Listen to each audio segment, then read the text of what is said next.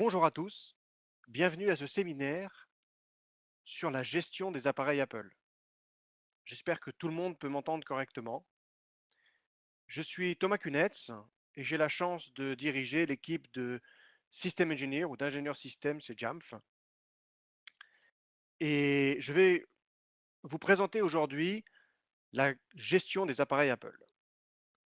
Nous allons rapidement faire une présentation de Jamf. Ensuite, nous verrons les services et programmes qu'Apple peut proposer. Nous rentrerons ensuite dans le détail de la gestion et du cycle de vie des appareils, une petite démonstration et ensuite la traditionnelle session de questions-réponses.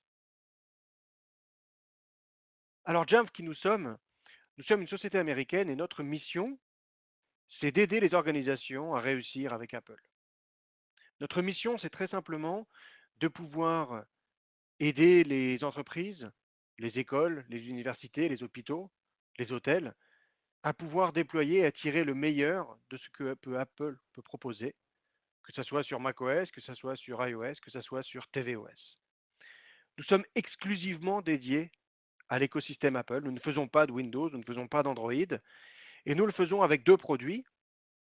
Un produit qui s'appelle Jamf Now et un produit qui s'appelle Jamf Pro.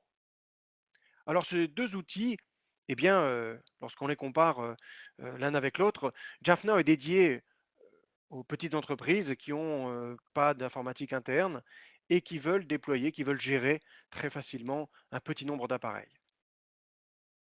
Jamf Now est axé sur la simplicité et Jamf Pro est axé sur les professionnels de l'IT qui vont vouloir gérer tout le cycle de vie des appareils, du début jusqu'à la fin avec le recyclage et avec l'ensemble des possibilités d'une gestion professionnelle. Alors, lorsqu'on compare les deux, ils ont des similitudes. Ce sont deux interfaces web qu'on accède à partir d'un navigateur avec une facilité d'utilisation.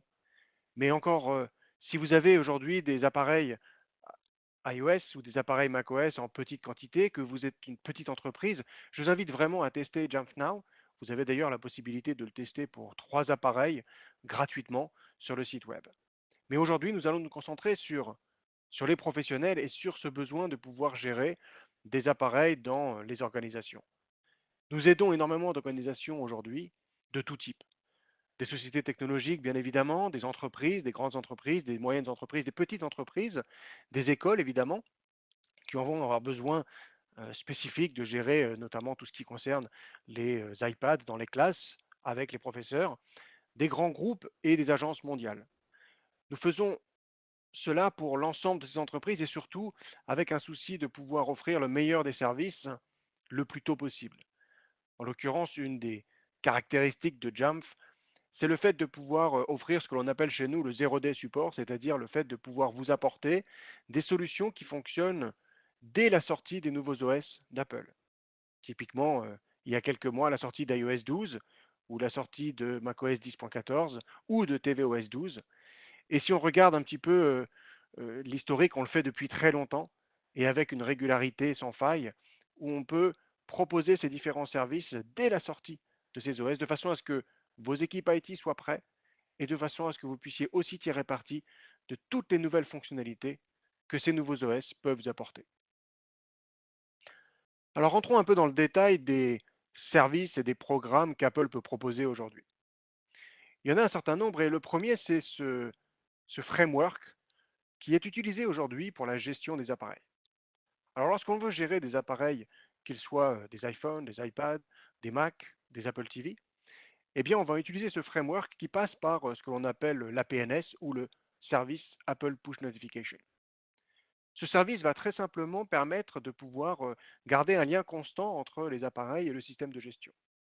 On va pouvoir échanger. Vous voyez que ce service va nécessiter d'ouvrir un certain nombre de ports en direction de ces serveurs APNS, mais on va pouvoir envoyer des commandes sans fil. On va pouvoir pousser des applications ou pousser des profils de configuration.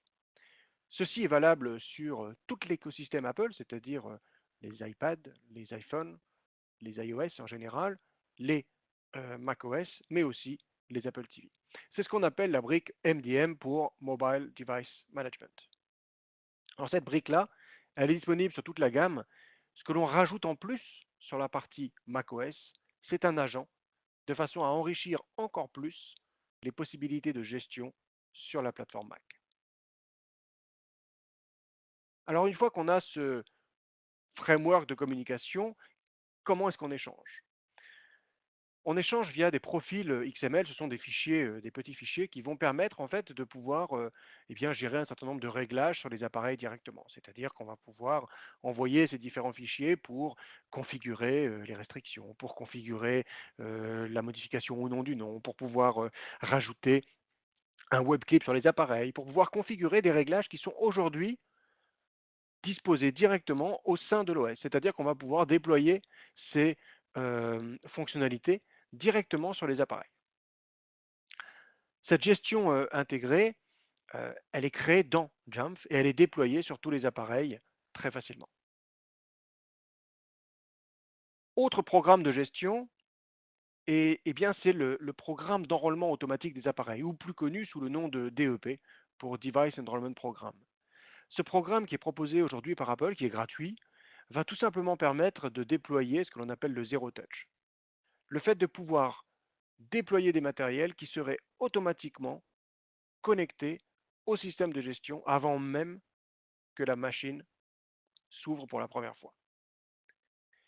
Eh bien, lorsque l'on va utiliser le programme DEP, c'est tout simplement le fait de pouvoir acheter des appareils, soit via Apple, soit des revendeurs autorisés, qui vont inscrire leur numéro, ou vous allez inscrire le vôtre, et qui va permettre cet enrôlement automatique pour tous les appareils aujourd'hui de la gamme iOS, ou macOS, ou tvOS. Une fois qu'on a déployé les appareils, eh bien, il faut effectivement pouvoir déployer des applications. Et là, c'est le second programme de déploiement proposé par Apple, lui aussi gratuit, qui va permettre en fait d'acheter des licences d'applications ou des licences de livres pour pouvoir les déployer facilement sur les terminaux. C'est ce que l'on appelle plus généralement le VPP, le Volume Purchase Program, qui va permettre d'acheter ces licences en volume, qui va vous permettre de garder ces licences, de pouvoir gérer les licences et de pouvoir la distribuer soit aux utilisateurs, soit aux appareils. Ce qui implique le fait de pouvoir être complètement indépendant des Apple ID que vos utilisateurs pourraient utiliser dans le monde de l'entreprise, ou alors d'utiliser des Apple ID spécifiques que vous pourriez utiliser dans le monde de l'éducation. Sachez que ces deux programmes, communément appelés le VPP et le DEP, sont maintenant réunis sous une même bannière au sein de deux programmes distincts. Le premier pour l'école, sous le nom de Apple School Manager, et le second pour les entreprises, sous le nom de Apple Business Manager. Ces deux programmes vont vous permettre de gérer les achats des licences, de livres, d'applications iOS ou macOS, de pouvoir intégrer des appareils et de pouvoir, pour l'école, notamment gérer les classes et gérer les Apple ID des élèves.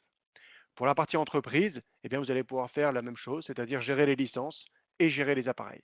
Les Apple ID que vous allez pouvoir gérer dans le monde de l'entreprise ne seront dédiés que pour accéder à Apple Business Manager. Alors lorsque l'on regarde ces deux programmes, comment ça se traduit dans Jamf ou dans le système de gestion? Eh bien tout simplement, vous allez utiliser ces programmes pour acheter des licences ou pour enrôler les appareils ou pour déclarer les appareils et vous allez les retrouver dans Jamf au niveau des applications et des livres. Vous allez pouvoir retrouver les licences, le nombre que vous avez acheté, le nombre que vous avez à disposition et bien évidemment le nombre que vous avez déjà distribué. C'est la même chose pour les appareils, vous allez pouvoir retrouver automatiquement les appareils et créer d'ailleurs un flux automatique entre l'achat, l'enrôlement et la distribution directement de ces appareils. Une intégration totale donc avec les différents frameworks, que ce soit l'Apple Push Notification Service, que ce soit les règles et les API qui sont aujourd'hui disponibles dans le cadre du Mobile Device Management, et bien évidemment l'intégration avec Apple Business Manager et avec Apple School Manager.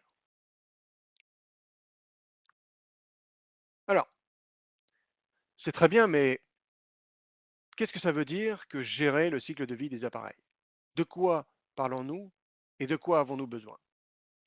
Tout simplement, la gestion du cycle de vie des appareils, eh bien, c'est six grands piliers. Si je veux pouvoir déployer facilement ces appareils, que ce soit des Mac dans l'entreprise, que ce soit des iPhones dans l'entreprise, que ce soit des iPads à mes élèves ou à mes enseignants, je veux pouvoir les déployer rapidement. Je veux pouvoir ensuite les configurer. Je veux pouvoir configurer des restrictions, mais je veux pouvoir aussi apporter du service de configuration, automatiquement créer le VPN, automatiquement pouvoir proposer les réglages de sécurité ou les réglages de messagerie. Ensuite, je veux pouvoir déployer des applications, quel que soit son type. Des applications in-house, des applications du Mac App Store, de l'iStore, ou même des applications personnalisées qu'on aurait pu créer, soit directement, soit qu'on aurait pu acheter comme des packages ou des DMG. Une fois que j'ai déployé, que j'ai configuré et que j'ai déployé ces applications, eh bien, j'ai besoin d'avoir un inventaire. Et un inventaire pas uniquement au moment du déploiement, un inventaire pendant toute la durée de vie de ces produits. Que je puisse, par exemple, savoir quel est l'espace disponible. Je veux pouvoir avoir un inventaire matériel, un inventaire logiciel, voire même un inventaire humain, si je puis dire, qui va permettre de savoir qui possède quel appareil. Et enfin, pouvoir sécuriser ces appareils puisque je veux m'assurer qu'ils soient utilisés et utilisables dans les meilleures des conditions, en l'occurrence sécurisés au niveau matériel, au niveau logiciel, et en cas de problème, avoir des mesures et des moyens pour pouvoir y remédier. Et enfin, tout ceci ne pourrait pas être fait si je ne pouvais pas offrir du service en plus à mes utilisateurs. Pouvoir donner tout ce que je peux préparer à ce que eux puissent décider quand est-ce qu'ils veulent le faire et surtout qu'ils puissent le faire de façon autonome. Alors si on regarde dans le détail chacun de ces éléments-là, le déploiement se résume vraiment aujourd'hui dans un déploiement moderne et riche. En l'occurrence, sur cette image, vous voyez les trois étapes du déploiement. La première, ouvrir la boîte. La seconde, allumer le Mac. Et la troisième, ben, il n'y a pas de troisième étape. C'est d'ailleurs le thème de notre dernière conférence aux États-Unis. Il n'y a pas de troisième étape. Et on va voir pourquoi. Tout simplement, jusqu'à présent, la méthode traditionnelle de déploiement était finalement assez archaïque. On achetait les appareils, on les recevait, on les imageait sur une image qui avait été définie au préalable ou il y a quelque temps, ou on les masterisait. Ensuite, on les stockait en attendant que l'utilisateur vienne le chercher ou que l'on puisse l'envoyer à l'utilisateur. Donc un travail finalement qui n'a pas tellement beaucoup de valeur ajoutée, ni pour l'IT, ni pour l'utilisateur. Ce qu'Apple propose aujourd'hui dans le cadre du déploiement, que ce soit là encore sur la partie iOS, macOS ou tvOS, c'est de faciliter et de réduire cette étape-là et de dire il y a sûrement une manière plus intelligente de le faire. En l'occurrence, acheter les appareils directement auprès de revendeurs ou d'Apple pour pouvoir les déployer à l'utilisateur. Tout le travail, entre-temps, est pris en main directement par le système de gestion. Alors allons voir ce que ça donne vraiment dans les faits. Vous connaissez tous peut-être cette interface qui apparaît lorsque l'on allume le Mac pour la première fois. Eh bien, lorsqu'on allume le Mac pour la première fois, on va d'abord choisir son pays, on va choisir son clavier, et ensuite, on est proposé de fait que ce Mac n'est pas un Mac comme les autres, c'est un Mac qui est géré. On va pouvoir d'ailleurs demander à l'utilisateur de s'authentifier, et vous remarquez que cette authentification n'est pas une authentification anodine, elle est l'authentification qui existe dans le monde de l'entreprise, typiquement la connexion avec un Active Directory. On va savoir qui est l'utilisateur et à ce moment-là, on va pouvoir créer un compte local ou un compte administrateur en fonction des choix que vous avez pu faire et pouvoir proposer à l'utilisateur uniquement les éléments qui sont intéressants. En l'occurrence ici, vous remarquez très bien qu'un certain nombre de fenêtres ont disparu et que l'utilisateur est amené directement à configurer son Mac. Le Mac se lance tout à fait normalement. Ce que l'on ne voit pas dans le background, c'est qu'en fait, toutes les actions qui se passent pour l'utilisateur. Peut-être que le VPN est configuré, peut-être que la configuration de la messagerie se passe, peut-être que des applications sont installées. Et en fait, on voit que petit à petit, eh bien, voilà, on va pouvoir personnaliser l'environnement de travail de l'utilisateur. On change le fond d'écran et on peut lancer une application spécifique pour que l'utilisateur puisse s'y retrouver. En l'occurrence ici, eh bien, ce self-service que j'ai créé pour l'occasion de ce séminaire avec un certain nombre d'applications que l'utilisateur va pouvoir retrouver.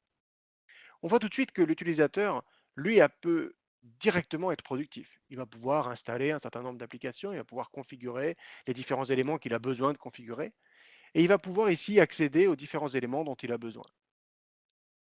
Ce que l'on ne voit pas, c'est finalement tout ce qui se passe dans le background, qui est le fait de pouvoir dire, eh bien, on a pu configurer cette machine et on a pu s'assurer que, eh bien, la machine soit conforme aux règles de sécurité, soit conforme, par exemple, aux besoins classiques de l'entreprise.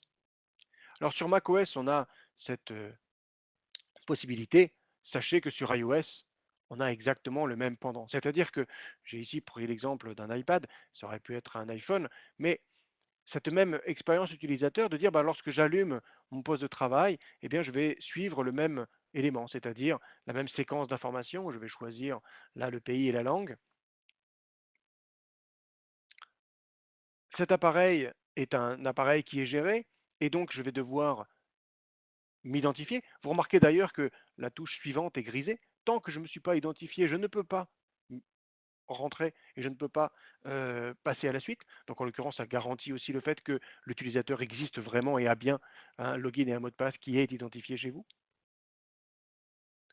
Je m'identifie avec mes identifiants, là encore, entreprise et non pas des identifiants personnels comme l'Apple ID. J'active un certain nombre de pages, là aussi, au choix. Et là, mon appareil devient, eh bien, là aussi, est géré. Un certain nombre de profils vont descendre. La même chose, je peux retrouver, par exemple, un fond d'écran qui aurait pu être installé, des applications qui s'installent. Vous voyez d'ailleurs que les applications s'installent sans avoir le besoin de demander un Apple ID. Et là aussi, je retrouve eh bien, cette notion de self-service pour pouvoir proposer à l'utilisateur eh bien, maintenant le fait de pouvoir installer, de pouvoir continuer lui-même l'installation lorsqu'il le souhaitera ou lorsqu'il en aura le temps, par exemple, en fonction de son onboarding spécifique. Donc, il peut même installer des applications directement et retrouver ces applications qui vont s'installer sur son appareil automatiquement.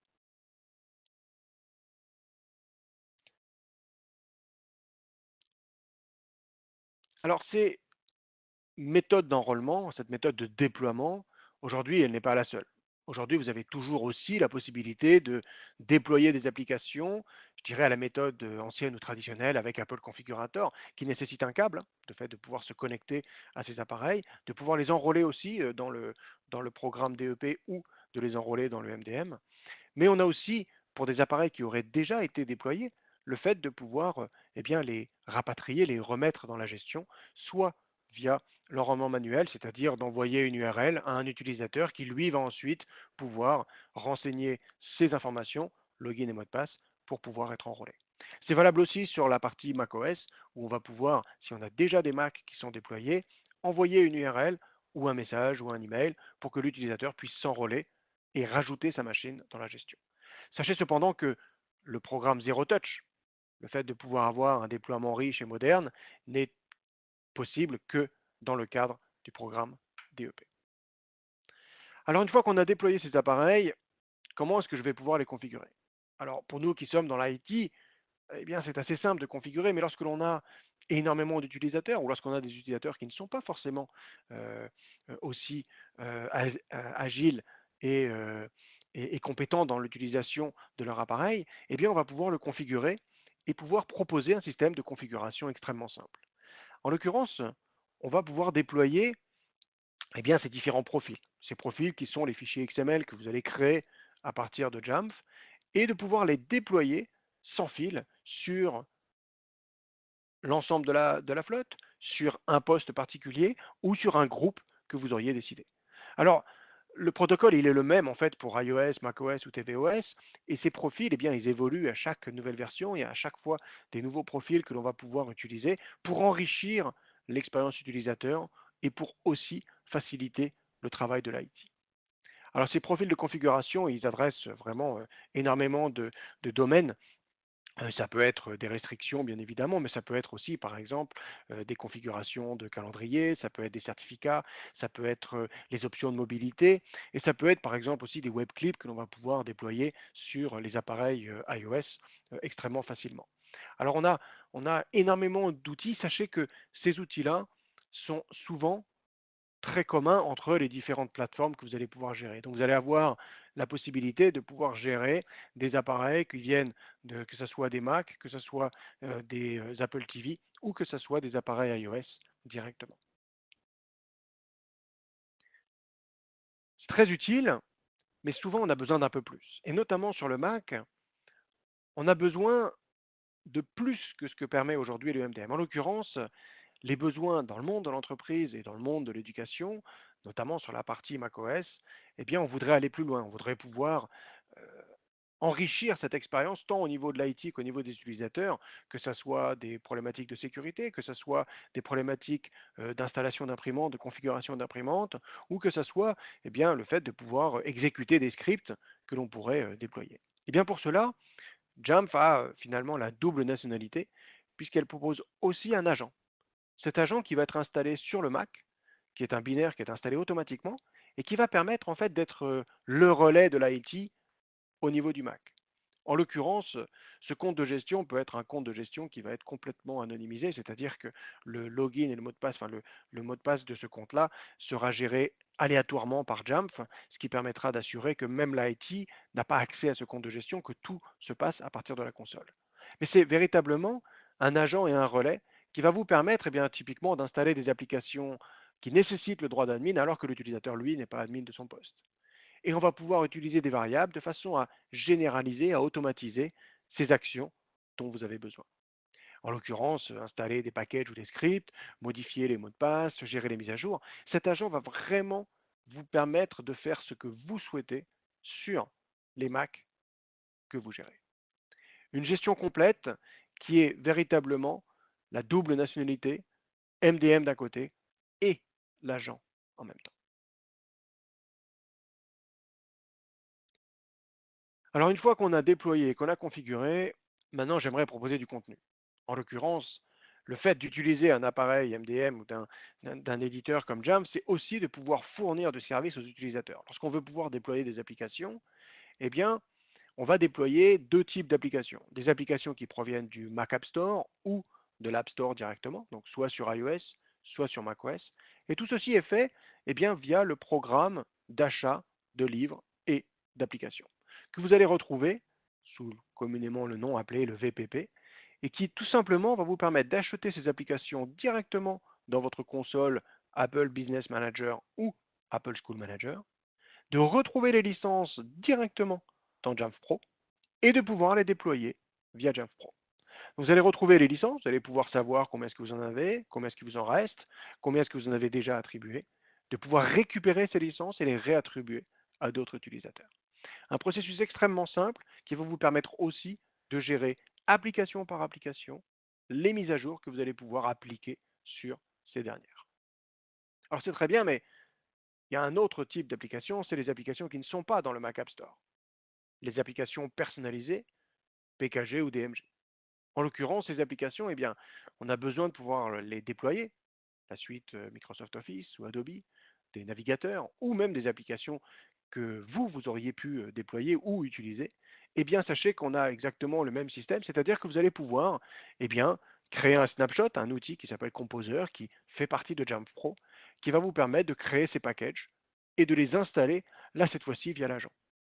C'est extrêmement pratique parce que ça vous permet vraiment d'apporter non pas une approche générique, mais une approche personnalisée au service que vous pouvez apporter à vos utilisateurs. Alors on a déployé, on a configuré, on a installé des applications. Maintenant, j'aimerais pouvoir faire un retour d'inventaire, savoir combien j'ai de Mac, combien j'ai d'iOS et quelle version.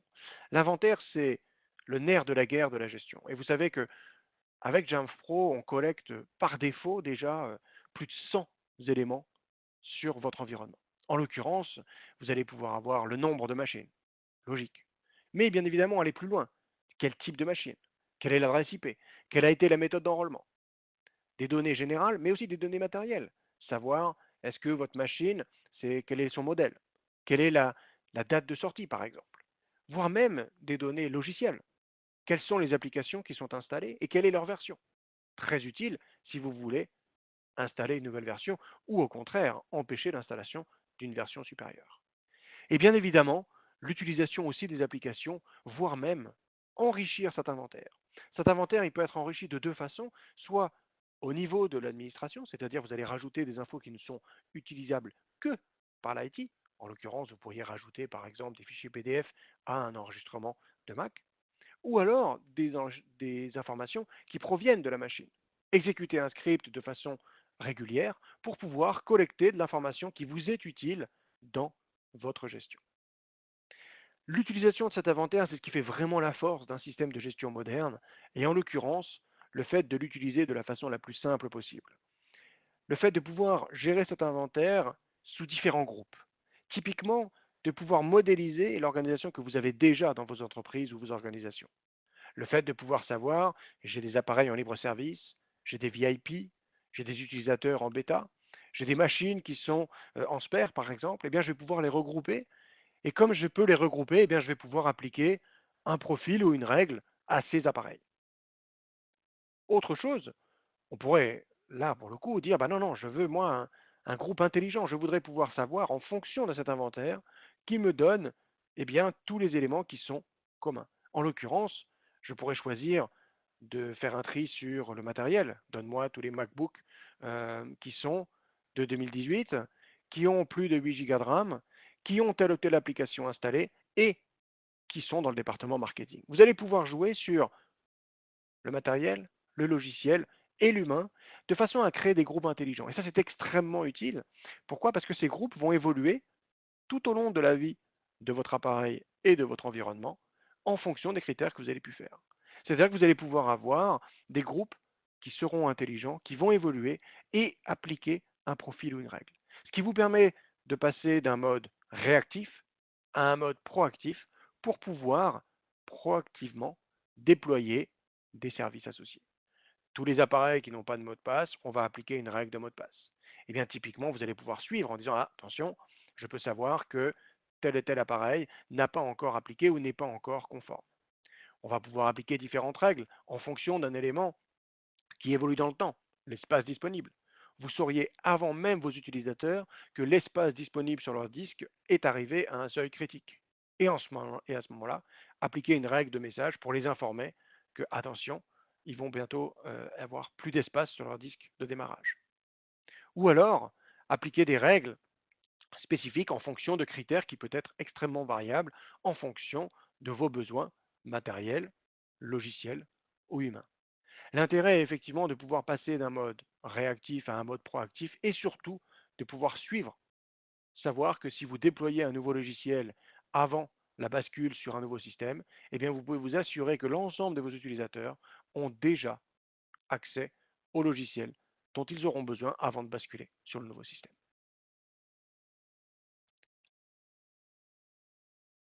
Alors on a déployé, on a configuré, on a installé différentes applications, on a fait un inventaire de ces applications. Maintenant, je veux m'assurer eh bien, que mes utilisateurs sont en toute sécurité et utilisent leur système en toute sécurité. C'est un besoin important parce que c'est un besoin qui est constant, qui évolue dans le temps en fonction du matériel, en fonction des logiciels, en fonction de l'activité. Eh bien, sachez que ce soit sur macOS ou iOS, eh bien, Apple propose énormément de solutions pour vous assurer que vos appareils soient le plus sûrs possible. Que ce soit du chiffrement, que ce soit de l'anti-malware, que ce soit par exemple aussi le fait de pouvoir vous assurer que les logiciels installés ne peuvent être installés que s'ils sont signés.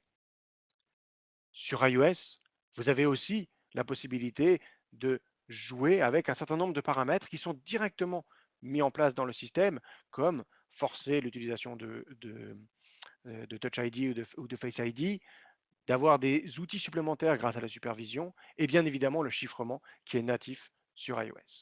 Alors même si ces éléments-là que vous allez pouvoir activer ou désactiver grâce à Jamf Pro, eh bien ça vous permet de vous assurer et de vous prévenir. Mais quelquefois il faut aussi guérir et sachez que eh bien, l'outil MDM vous permet aussi de guérir ou d'intervenir en disant ben, attention, on va pouvoir verrouiller.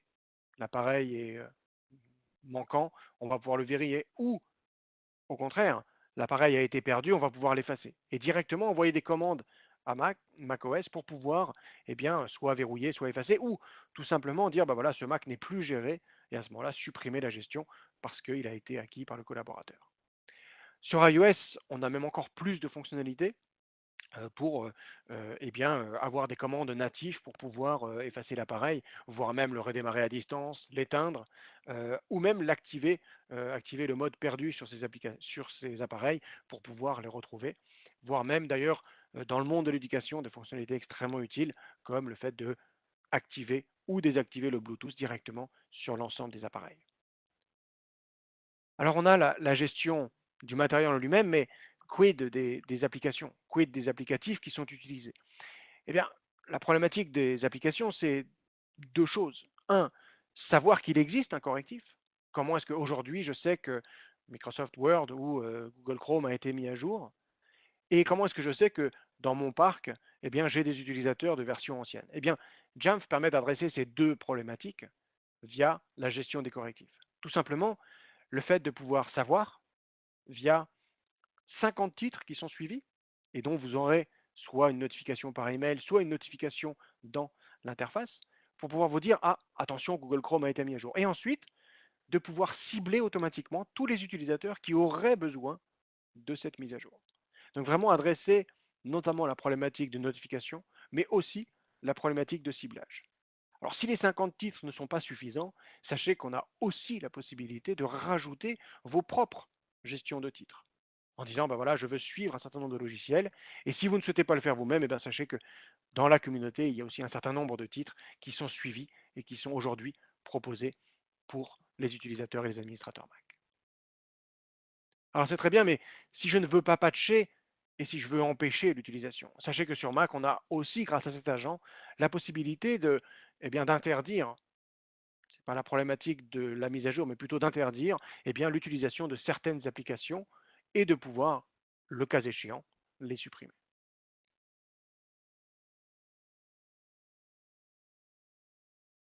Alors, tout ceci est très bien.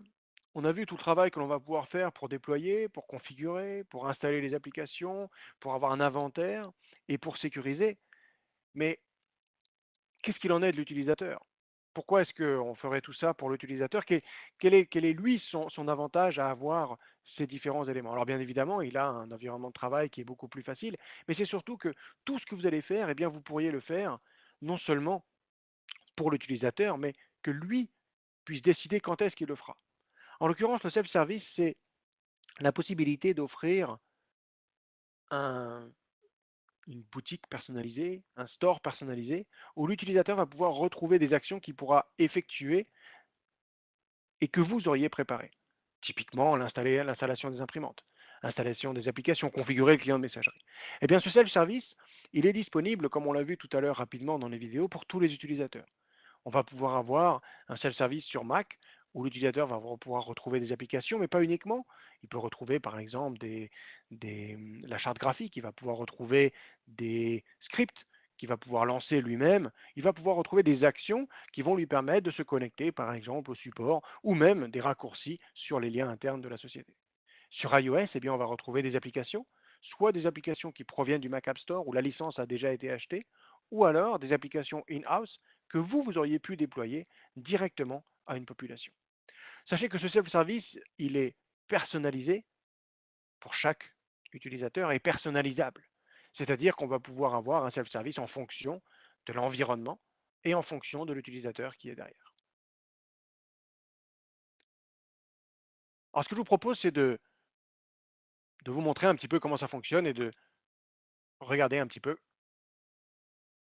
l'interface directement. Alors je suis ici sur un navigateur, j'ai une interface, je vais lancer l'interface ici, et je me connecte sur cette interface qui va me permettre de nombre de postes. Alors j'ai ici ordinateur, 55 appareils administrateurs, et donc j'ai accès à un dashboard pour savoir eh bien, le nombre d'appareils qui sont sur en iOS 9, en iOS 11, en 10.3.3, le nombre d'appareils qui sont tous les utilisateurs qui sont passés sur macOS 10.14 ou ceux qui ont par exemple Firefox installé. Je peux aussi voir eh bien, l'étendue de mes règles. Vous voyez tout à l'heure lorsqu'on disait je vais définir des règles et puis je vais pouvoir savoir eh bien, tous les utilisateurs qui ont fait cette règle ou qui ont appliqué cette règle ou qui ont eu cette règle qui a été appliquée, celles qui sont en attente et celles qui ont échoué. Bien évidemment, avoir un retour sur le pourquoi ces différents utilisateurs auraient échoué. On va pouvoir retrouver aussi les différentes versions et donc le rapport sur les correctifs. Et là, en l'occurrence, je vois que Adobe Flash Player, j'ai aucune de mes machines qui est gérée, qui est sur la dernière version, ou que Google Chrome n'est qu'à finalement à 2%. Alors on va voir tout simplement pourquoi. Si je regarde ici, ah ben je vois les différentes notifications. Alors je comprends pourquoi est-ce que je n'ai aucune de mes machines, parce qu'en fait Google Chrome a été mis à jour le 9 novembre et que Adobe Flash Player le 14 novembre. Et donc ça m'explique pourquoi eh bien, ces différentes machines ne sont pas mises à jour directement. Alors on voit ici d'ailleurs que voilà les différents types de notifications, que le 14.11 Word a été mis à jour. Sans ce système-là, je n'aurais peut-être pas su, ou j'aurais dû développer un autre système pour savoir que euh, Microsoft Word était à jour. Alors lorsque je veux aller un peu plus dans le détail, on va rentrer ici sur les différents ordinateurs. On va pouvoir voir que eh bien, je vois cet inventaire qui est présent ici. Je vais pouvoir rechercher les différentes machines. J'ai ici un certain nombre d'éléments qui sont proposés, comme par exemple le modèle, le numéro de série, le nom de l'utilisateur, la date de check-in par exemple. Donc je vois que tiens, cette machine, eh bien, elle a fait son check-in il y a moins d'une minute.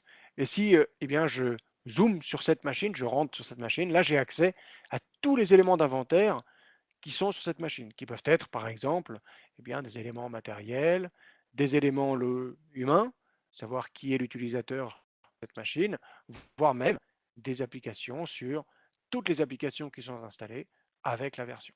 Alors, sachez qu'on a ici d'ailleurs même les mises à jour, de dire ah tiens, il y a effectivement des mises à jour logicielles qui n'ont pas été appliquées sur cet utilisateur. On va retrouver les outils de gestion dont je parlais tout à l'heure, qui vont me permettre de modifier, de par exemple verrouiller, d'effacer l'ordinateur, de désactiver le Bluetooth ou même de l'activer directement sur cet appareil.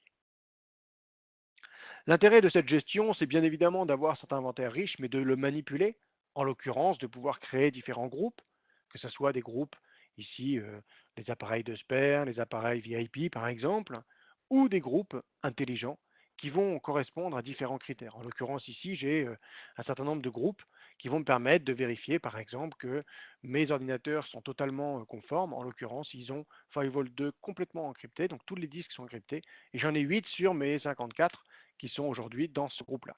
Je peux choisir par exemple aussi, savoir tous ceux qui ont installé ou qui n'ont pas installé Firefox ou qui ont installé tel ou tel type d'application.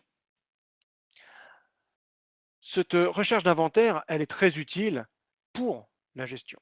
En l'occurrence, la gestion, eh bien, on va retrouver ici les profils MDM dont je parlais tout à l'heure, qui vont tout simplement permettre eh bien, de pouvoir gérer les différents réglages que vous souhaitez sur vos machines, c'est-à-dire par exemple pouvoir configurer un certain nombre de paramètres comme la gestion du code pour vous assurer que le système est euh, conforme à vos règles de sécurité, d'autoriser, d'exiger des valeurs alphanumériques, la longueur, le maximum, mais peut-être aussi de pouvoir, par exemple, eh bien, gérer un certain nombre de choses comme les certificats ou les restrictions, qui seraient des restrictions plus spécifiques au monde de l'entreprise pour supprimer un certain nombre de paramètres qui n'ont pas à être dans le monde de l'entreprise. On va retrouver là aussi, eh bien, là un peu plus loin, les règles ou les policies qui vont permettre en fait d'aller encore plus loin et de pouvoir eh bien, déployer un certain nombre de paramètres directement sur mes appareils. Alors, si je crée une nouvelle pour vous montrer, ici, c'est trois éléments. Le premier, c'est qu'est-ce que vous souhaitez faire. En l'occurrence, je souhaite déployer un package. Donc, je vais configurer mes packages. Je vais retrouver ici les différents packages. Je peux trouver les différents voilà, Firefox en version 60, 61, 62, 63 que j'ai préalablement uploadé directement. Ok, très bien. Qu'est-ce que vous voulez faire? Quand est-ce que vous voulez le faire? Est-ce que c'est au démarrage? Est-ce que c'est l'ouverture de session? Est-ce que c'est lorsque l'enrôlement est terminé? Est-ce que c'est un enrôlement personnalisé? Est-ce que c'est limité dans le temps? Très bien. Et maintenant, à qui vous voulez le faire? En l'occurrence, ici, vous allez définir vos cibles, vos limitations et vos exclusions. Donc très simplement, vous allez pouvoir choisir d'installer Firefox et d'ajouter à un groupe, soit vous choisissez des ordinateurs individuellement, soit vous choisissez des groupes, et là vous retrouvez les groupes en conformité, d'accord? Donc ceux qui sont dynamiques, mais vous retrouvez aussi vos groupes statiques. Et donc là, en l'occurrence, je pourrais dire je vais installer Firefox uniquement aux utilisateurs qui n'ont pas Firefox. Et là, de choisir, filtrer, voilà, où Firefox n'est pas installé. C'est qu'on peut aussi rajouter des utilisateurs, des groupes, des bâtiments ou même des départements. Vous pensez qu'installer est utile? Eh bien, pourquoi ne pas laisser l'utilisateur choisir lorsqu'il installera cette règle directement. On va pouvoir là aussi dire, bah, j'ai préparé l'installation de Firefox ou j'ai préparé l'installation de telle ou telle application. Je vais pouvoir choisir lorsque je vais installer cette application. On va pouvoir ici s'assurer du nom du bouton, de pouvoir le mettre en français par exemple, et de pouvoir forcer l'utilisateur à consulter la description, et on va pouvoir choisir une icône spécifique et une catégorie directement. Extrêmement facilement, vous allez pouvoir configurer des règles, des profils et bien évidemment la gestion des correctifs qu'on a vu tout à l'heure. La gestion des correctifs, on va pouvoir retrouver les différents éléments, leur date, la version et bien évidemment les différentes versions existantes aujourd'hui avec le pourcentage que vous avez utilisé. Alors sur l'appareil macOS, mais voyons voir un peu sur l'appareil iOS. Lorsque je change de focus et que je me mets sur les appareils mobiles, ici je vais retrouver non seulement mes appareils iOS, mais aussi mes appareils tvOS. En l'occurrence ici, je vais rechercher mes différentes machines et je vais retrouver les différents types de machines, que ce soit un iPhone, un iPad Air, un iPad mini, et donc pouvoir retrouver très rapidement en disant est-ce que j'ai des Apple TV. Oui, j'ai effectivement un certain nombre d'Apple TV ici, iPad Air ou Apple TV, ou alors de pouvoir là encore savoir quelles sont les machines qui sont les plus à jour et pouvoir retrouver un certain nombre d'informations. Là, c'est un iPhone 7 qui est utilisé à 5% et le niveau de batterie est à 100%. On va là aussi retrouver les applications qui sont installées sur ce poste et on va pouvoir aussi retrouver eh bien, les différents profils, les différents certificats et les règles de sécurité qu'on a pu appliquer à ce poste. Là encore, retrouver les outils de gestion. Vous allez pouvoir là la richesse de la gestion en disant je peux désactiver l'itinérance, verrouiller l'appareil, activer le mode perdu ou définir un fond d'écran spécifique.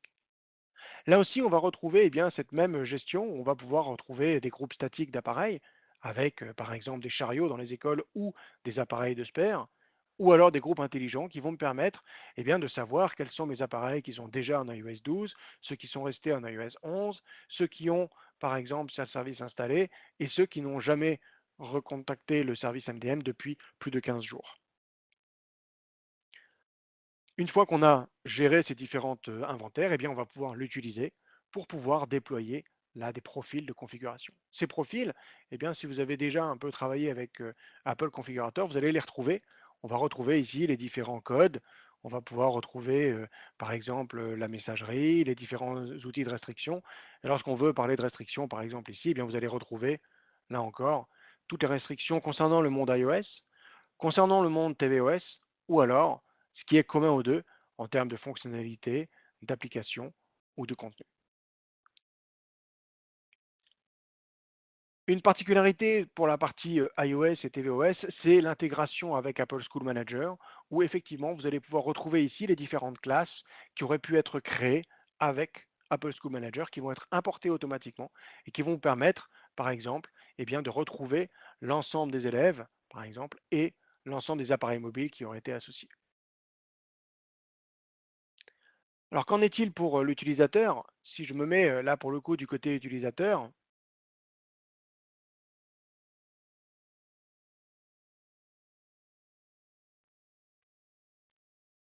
eh bien c'est là où je vais retrouver mon environnement, où je vais retrouver par exemple, eh bien, pour l'utilisateur, le self-service. Le self-service que je retrouve ici, qui peut être d'ailleurs personnalisé. On peut avoir une icône spécifique pour l'utilisateur, où il va retrouver ici eh bien, les différents éléments concernant sa machine. Sachez que c'est un self-service qui est spécifique à l'utilisateur et spécifique à la machine. En l'occurrence, en fonction de la machine qu'il va utiliser, eh bien, je pourrais lui proposer des services qui ne seraient que disponibles en fonction de l'espace disque, par exemple, ou de la puissance de la machine. On va retrouver les différents éléments, c'est-à-dire qu'on va pouvoir directement installer des applications, qu'elles proviennent du Mac App Store comme les applications Pages, ou qu'elles proviennent, par exemple, eh bien, de packages spécifiques qu'on aurait pu installer. On va pouvoir aussi des configurations, de dire bah, je veux configurer mon VPN, je veux configurer mon client de messagerie, ou alors je veux par exemple eh bien, avoir accès au support et de pouvoir installer un certain nombre d'applications spécifiques que l'on pourrait utiliser. On va pouvoir retrouver un certain lien ici et de pouvoir dire, ben voilà, je peux me retrouver sur lancer le lien pour pouvoir eh bien, accéder au site web de l'entreprise ou au site web des différents éléments dont on a besoin.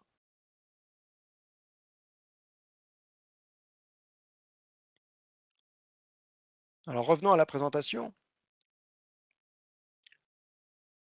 Alors c'est très bien, on a vu le cycle de vie des appareils Apple, mais comment est-ce que je fais pour aller plus loin? Comment est-ce que je fais pour, eh bien, pour aller un peu plus loin et pouvoir dire, je veux pouvoir gérer dans mon environnement. J'ai besoin d'intégrer mon système, j'ai besoin d'intégrer ce système avec ce que j'utilise déjà. En l'occurrence, eh bien, avec mon service d'annuaire, Active Directory, avec mes systèmes de single sign-on où on a une intégration, par exemple, avec Okta ou avec Ping ou avec ADFS ou avec mon système de gestion de mes appareils Windows, Microsoft SCCM, ou de mes systèmes de réseau comme Cisco ICE. On a énormément d'intégrations, plus de 200 intégrations aujourd'hui, via que vous pouvez retrouver d'ailleurs sur le marketplace, directement sur notre site web. Et je voudrais quand même illustrer une en particulier qui est l'intégration avec Microsoft Intune. Cette intégration, c'est tout simplement le fait de pouvoir dire je veux pouvoir proposer à mes utilisateurs, parce que j'utilise Intune pour gérer mes appareils Windows, je veux pouvoir offrir le meilleur de la gestion à mes utilisateurs Mac et j'ai besoin d'offrir les différents services que Microsoft aujourd'hui propose. Tout simplement, c'est le fait de pouvoir avoir l'accès conditionnel sur la plateforme Mac, que j'utilise peut-être sur la version Windows. Tout simplement, comment ça se passe? Eh bien, c'est le meilleur des deux mondes. En l'occurrence, eh bien, j'ai mon Mac qui, lui, est géré par Jamf. Les données d'inventaire sont transmises à Azure AD et Microsoft Intune. Elles seront évaluées par ces derniers pour évaluer la conformité en fonction de l'inventaire qui a été envoyé par Jamf. En fonction de ces données, si l'utilisateur est conforme, la machine est conforme, alors on autorise l'accès. Si elles ne le sont pas, eh bien je propose à l'utilisateur via le self-service la possibilité de remédier à son environnement. Et de dire, si par exemple l'utilisateur n'est pas chiffré, grâce au self-service, je vais pouvoir le rediriger pour qu'il puisse lui-même chiffrer son Mac. Si le code n'est pas assez long, la complexité du code n'est pas assez longue, eh bien il va pouvoir le faire directement à partir de son self-service pour ensuite qu'automatiquement, comme l'inventaire sera mis à jour, l'inventaire sera transmis à Intune et Intune pourra valider cette conformité et ensuite donner l'accès. Alors récapitulons un petit peu ce que l'on a vu aujourd'hui. On a vu l'intégration avec les programmes et les services Apple, que ce soit l'intégration avec les services APNS, que ce soit avec les services de Mobile Device Management et bien évidemment Apple Business Manager et Apple School Manager. On a vu eh bien, ce cycle de vie avec tous les outils dont vous avez besoin pour pouvoir gérer le déploiement, la configuration, déployer des applications, un inventaire riche et enrichi, une sécurité et bien évidemment centré sur l'utilisateur pour offrir des services directement à vos utilisateurs. On ne s'arrête pas là et on va même encore plus loin avec les différents écosystèmes et notre expertise, que ce soit sur des services professionnels, sur site ou à distance, pour vous accompagner dans vos déploiements, que cela soit de la formation avec un programme de formation qui est en ligne et en présentiel, avec 4 niveaux de certification, et bien évidemment notre support à votre disposition, que cela soit aujourd'hui en français ou en anglais, sur les différentes offres que l'on a aujourd'hui de 24 sur 24 et 7 jours sur 7. N'hésitez pas aussi à rejoindre notre communauté. Nous avons une communauté de plus de 70 000 membres aujourd'hui qui partagent, qui gèrent et qui ont les mêmes problématiques que vous, qui ont des utilisateurs et qui ont besoin bien, de partager et de pouvoir retrouver l'information, que ce soit dans le monde de l'entreprise, que ce soit dans le monde de l'éducation. N'hésitez pas à communiquer via notre site Jamf Nation. Quelles sont les prochaines étapes? Eh bien, je vous invite à accéder à nos ressources. Nous avons sur notre site jamf.com/fr énormément de ressources à votre disposition, que ce soit des livres blancs, que ce soit des guides, que ce soit des articles techniques. Mais nous allons aussi poster ce webinaire directement sur notre page consacrée au webinaire que vous allez pouvoir retrouver. Il y en a d'ailleurs un certain nombre spécifiques sur des thèmes spécifiques comme la sécurité, comme euh, la conformité avec l'intégration avec Microsoft Intune. Mais nous avons aussi énormément de ressources sur notre site anglais et notamment toutes les conférences qui ont pu avoir lieu lors de notre conférence annuelle à Minneapolis au mois d'octobre sont disponibles aujourd'hui sur notre site anglais. N'hésitez pas de rejoindre la discussion Jamf Nation C'est un service totalement gratuit, vous pouvez vous connecter et vous pouvez commencer à partager et rajouter le tag euh, français de façon à pouvoir retrouver facilement toutes les discussions en français. N'hésitez pas à rester en contact avec nous via le site ou via email france@jamf.com. Nous sommes à votre disposition. Il ne me reste plus qu'à vous dire merci